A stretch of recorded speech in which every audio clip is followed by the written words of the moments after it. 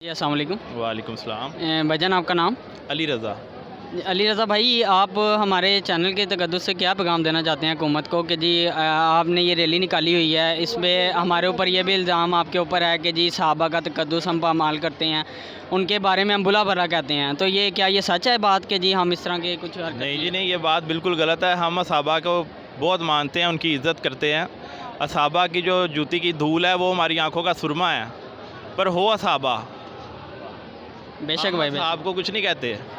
असहाब में सलमान फ़ारसी भी हैं, ठीक है। बेशक बिल्कुल है। तो बड़े बड़े असहाब हैं जिनके ये नाम भी नहीं लेते। अबू ज़र गफ़ार, ठीक है, जनाब कंबर हैं, ठीक है, सलमान फ़ारसी हैं, और बहुत असहाबा हैं, ख्वाजा वैस करनी।